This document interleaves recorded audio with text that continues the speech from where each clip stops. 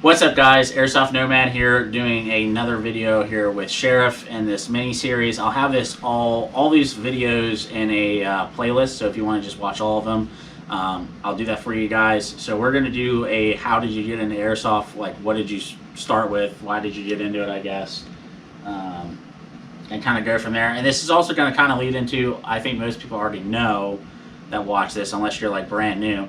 But we are both on Airsoft Team Havoc. Which is also linked down below in the description if you want to check out our Facebook and our Instagram. And basically, we started on this team back in like February of 2021. And we started with 12 members, the original 12. And then we've kind of moved now. I think we have like 23 or 24 members.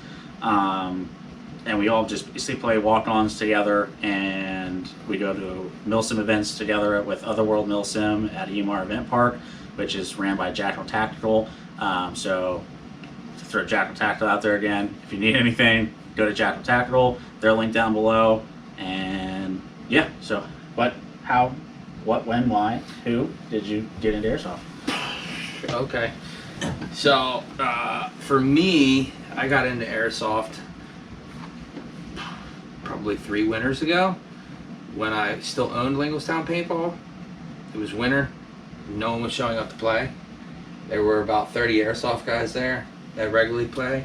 They offered me some gear, so I was like, all right, I'm gonna go out, I'm gonna play. Again, thinking it was gonna be really stupid and I wasn't gonna enjoy it. Went out and played, and from the first time I played, I was like, well, this is awesome.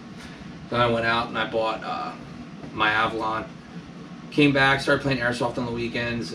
But what really hooked me into it for me was I took an early retirement and left from the sheriff's office that year, and I felt like I had done all this stuff there that I really liked. I was a trainer, as an instructor, I got to do fun stuff, but I wasn't getting to use any of it, do any of it. Right. And playing paintball is kind of like you had said earlier in one of your other videos. I mean, it's just really a spray and pray. You know, you're shooting as many paintballs as you can at people, and it is what it is. But with Airsoft, there were tactics involved, and I liked that. I could use some of the stuff that I learned over the years being at sheriff's office.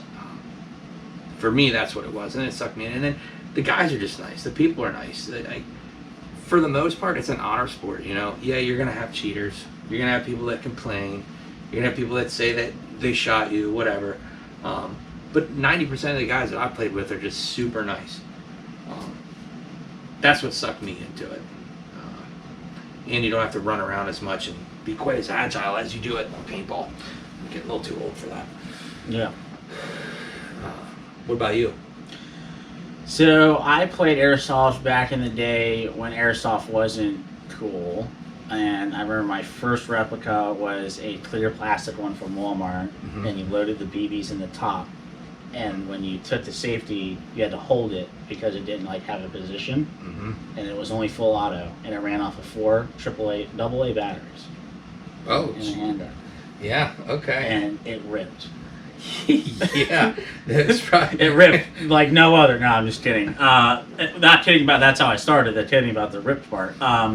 So that's kind of how I started, and I played as a kid. And then as I get older, I kind of got out of it, and I went to the service.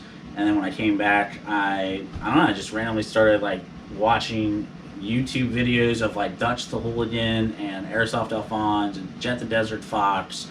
And I was like, wow, you know, Airsoft's like come such a long way. And like you were saying, like the guns are insane now, and they're so accurate. And now there's these huge MilSims that people are going to, and you know, like Alphonse's videos of him flying around in helicopters shooting an HBA LMG at people. Yeah. And I was like, wow, this is crazy. So I started doing like my own research, and I ended up getting a SEMA M4. It was like a $150 M4, and I went and played an ambush last year, the day after Christmas. Okay. So that was my first time going back out and playing, and I got smoked because I didn't have a vest. I had like 2 high cap magazines, and I was running my little like $150 SEMA M4, but still had an absolute blast. And I was like, okay, I'm gonna start, you know, getting back heavy into this sport. So then I started getting into like the Crytex and Polar Stars and upgrading my stuff, and I just kept playing. So for me, more than anything, it's the fun. I do it for the fun. It's a hobby. Yeah. I like playing the sport, I also really enjoy filming and doing YouTube and editing videos. As weird as that is, I like doing that kind of stuff, like sharing my content, my experiences with other people.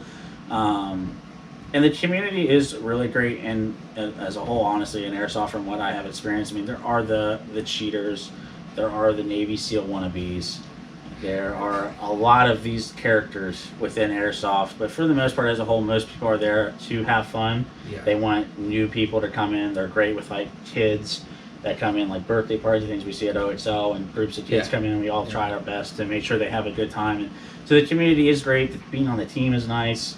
Even though that, of course, does have drawbacks as well with everything in life. But so overall, I just do it for fun, and I've been enjoying it for the last year now, damn near, right on the nose. A year that I've been back playing heavy, and filming on YouTube and doing all this fun stuff. So I guess that's kind of my story.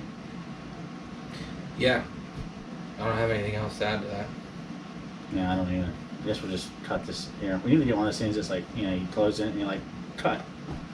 That's what we should do. Cut. Perfect.